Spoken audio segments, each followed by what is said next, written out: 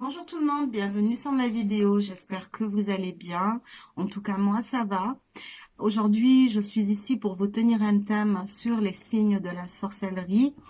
Et avant de commencer cette vidéo, pour toutes les personnes qui regardent cette vidéo, qui ne sont pas encore abonnées à ma chaîne, je vous invite à vous abonner car ça fera toujours plaisir que notre communauté puisse s'agrandir. Nous allons commencer cette vidéo. Donc, la sorcellerie. Donc, le premier signe de la sorcellerie est la fatigue générale. Souvent, les victimes de la sorcellerie sont des personnes extrêmement fatiguées.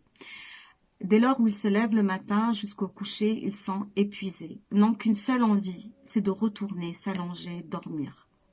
N'ont aucune motivation, rien. Tout leur semble comme si plus rien n'avait d'importance pour eux. Ensuite, il y a le mal de tête. Ils ont extrêmement mal à la tête. Mal, ils ont beau prendre des médicaments, tout un tas de médicaments, ils ont beau faire tout un tas d'examens, des IRM, des scanners, en vain.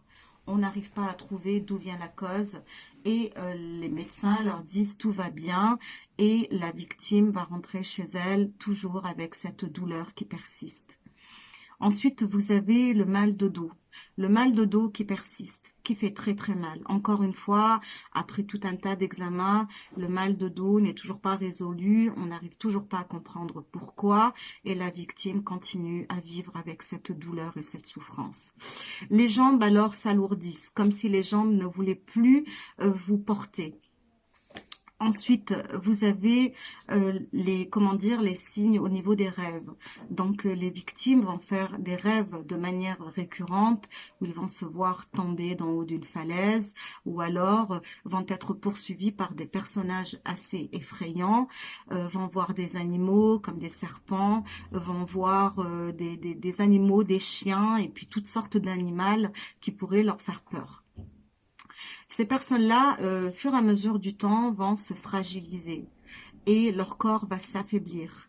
Car il faut savoir que lorsqu'un acte de sorcellerie est commis sur une tierce personne, la personne, on lui envoie une entité d'un niveau très très bas. Nous les appelons les djinns.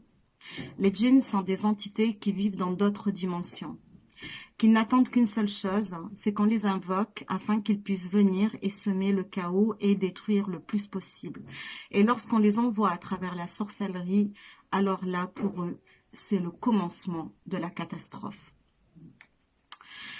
La personne est complètement vidée de toutes ses énergies. Elle s'éloigne de toutes les personnes.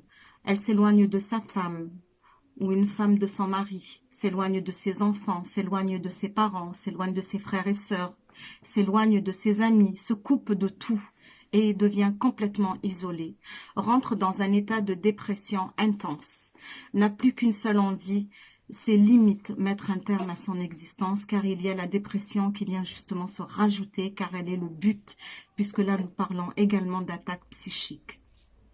Mes chers amis, la sorcellerie n'est pas un acte anodin.